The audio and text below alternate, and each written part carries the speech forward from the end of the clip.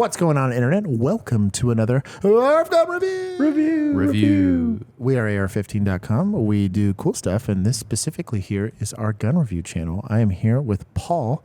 I call him Daddy.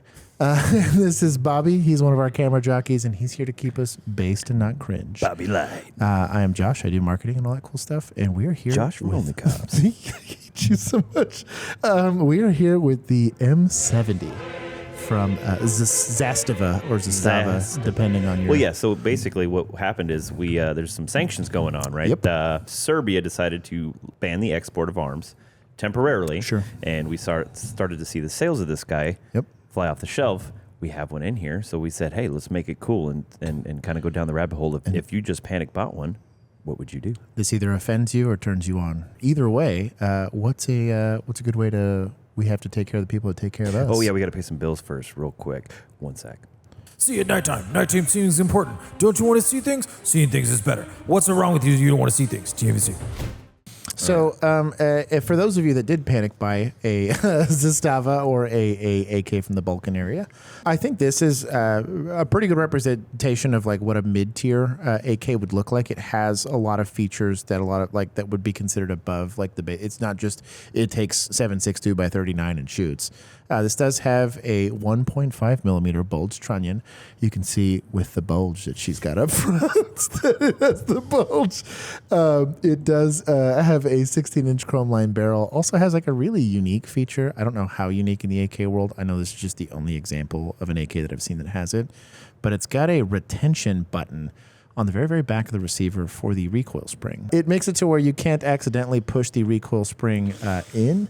And then it also makes it to where on reassembly, you're not doing the AK hammer smash on the back. It's pretty classy. On Yugo builds in general, They have Yugo bolt open mags, actual bolt open mag or hold open mags. But this has a safety that allows you to lock the bolt to the rear, not under firing, but when it's activated. For better or for worse, according to Bobby. It does have a really light but semi-sketchy trigger. It's 3.8 pounds. We did it on our Lyman trigger gauge. It's smooth, but we'll talk about marksman fundamentals here in a little bit. But it is way lighter than you'd think. A lot of people might complain about AK triggers, and then for those of you on the internet that can't ghost pull one, it's not like bullpup bad in that it's crunchy and heavy. It's just very undefined. Literally no wall whatsoever. Yeah. It's a heavy girl. That's probably the first thing when you pick up an AK, at least specifically the Yugo here with a bulge trunnion, is it's like 7.9 pounds. That's before anything gets put on there. I'm sure ours weighs a little different because we took off some of the wood furniture, but that's a girthy girl. Polymer furniture. Polymer furniture, yeah. Right, you pick up an AK, you usually don't have a laser at the front. You don't have a light at the front. Yeah. You already have a piston system at the front making it heavier. So it's just front heavy because it is what it is. As an AR guy, I thought to myself, like, okay, well, if I'm going to buy an AK, I like the idea of making this a fighting rifle. This needs to be able to have a light so I can see in the dark and then have a more precise aiming device than really booty irons that come on these things. And so shout out to Midwest because they did hook us up with a lot of this stuff. So we already had this sitting in the office. Yeah, it was just sitting in the office. And so I think it was originally going to go on a BRN 180 build, and we never did anything with it. So this is a Midwest. It's their Gen 1 Midwest stock. We are using their side little claw mount deal. And then their fore end. But this took, I will say this, for adding parts to it, this is not like a just go take a wrench to it kind of thing. This required a hammer and a little bit of violence. There's two people in the comment section of how do I make my AK look like that? Go to Midwest. They got all this stuff on their website. And then there's all the, yet my rifle is fine people. I think there's arguments for both. However, the AK really, really suffers when you're not giving it an easy way to aim. And you're not specifically... Being able to shoot it under nods is also really cool. I was going to say that in a modern fighting rifle with modern technology, night vision, and just being able to see in the dark in general, and a shout out to TNVC right now, it's important. Nighttime is my friend because it limits how people can see me. And even with just a white light, it's huge just to be able to do PID.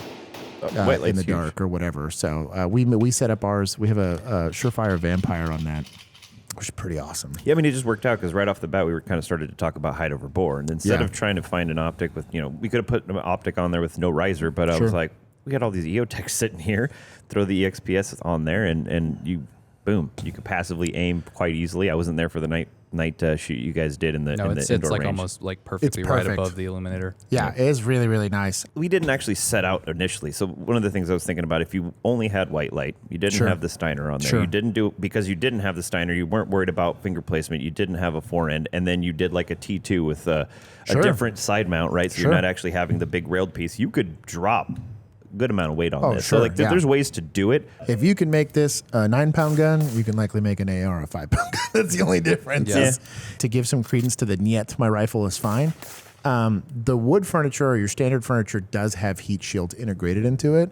Most of these handguards that are going to come actually touch the barrel itself and don't have heat shields, so that you're going to be cooking your hand. And we noticed this right off the bat. You're one magazine in, it's warm. Your second magazine in, and by the time I was getting to shoot it, I was like, thank God for gloves. Where this starts to struggle, and when we talk about fighting rifles and when you're comparing it, and if you buy the thing, don't expect this to be a 1 MOA gun. And even if you're a good enough shooter to do it, this is not helping you. There's a lot of issues with the trigger is incredibly undefined, and I think a lot of people that will come from single action triggers or from AR triggers, like even just regular mil-spec triggers, which kind of suck compared to the higher end stuff, there's at least like a wall. Yeah. I think a lot of, whether you're shooting CZs or Glocks or whatever, eventually there's a wall and it stops, and anything past this, the gun's going to go off. AKs are not bad for you. Especially this trigger. Yeah, you'll pull, it's smooth. It was actually really surprising. That was because when I came to the party a little bit late, and you were like, Yeah. "Hey man, I zeroed this thing. Good luck." And I was like, "What do you mean?" Yeah. Not, the shot group was decent, Sure. but I was absolutely surprised. And it was one of those things where I tried to gauge where I'm at. Okay, you know what? Yeah. I'll figure out where the wall likely. No, it's just Yeah, loading up the trigger is shooting the gun. yes. Yeah, it's a little weird. So from a marksmanship standpoint, that kind of suffers. The optic really does help as far as your sight picture is concerned. We are also dealing with issues is most AK furniture is not going to be length of pull adjustable, which does have some effect on marksmanship. I mean, I think it's a solid offering. I'm not the AK expert, Sure. but I wasn't disappointed in this gun really in any way other than, yeah, it's a bit heavy, but it is what it is, right? I think it's it's where this thing crushes, absolutely crushes. Really adverse conditions like cold. Go look at the Garantham videos out there for it, and then just do sex appeal. I mean, it is This a pretty crushes it. Call 10 of out Duty of looking 10. gun, isn't it? I'm going to attack recoil into that because I'll go Yeah. out and shoot my Matty, and after I've done like a couple of drills with it, it's like, it's not necessarily a heavy gun either, so I think that also lends well to like throwing itself into my shoulder. Sure. This thing is pretty smooth. Yeah. And AKs can get that way. This is a bulge trunnion AK, and we threw a bunch of stuff on there, so it's going to be. But I also don't think they tried to overgas it, or at least they're not in the extreme case of overgassing it. I've had ARs that recoil more than this. You get into like a 10-inch AR with a break, and this thing's horrible to shoot. That all being said, I think it's a cool offering. I own one, so I can't sit there and get judgy about it. I don't know that you're winning either here or there as far as the argument of would I get this over an AR or whatever. That's a completely different video. But I do think that this is still a serviceable gun in 2023. If you want a fighting rifle or a home defense rifle, this is going to offer all the things you need. There are accessories out there to get you to the full capabilities of what a modern, called Battlefield or AOE is going to ask out of you. It's a cool gun. I would recommend it. I think it's kind of awesome, but I definitely understand the other side of the fence and the argument of like, yeah, but this won't take certain magazines, or it's hard to reload. Right. And the base rule discussion, at least for me, and this is my takeaway, and go, crucify me in the comment section. If you took one shooter and gave them the same amount of training on an AR and an AK, they're going to be more proficient on an AR. For the loading magazines is going to be easier. Getting a better sight picture and utilizing marksmanship fundamentals, it's going to be easier. But you will have way cooler swag points. If you can run an AK well, you're cooler than I am. I will tell you that. I'm perfectly okay with admitting that.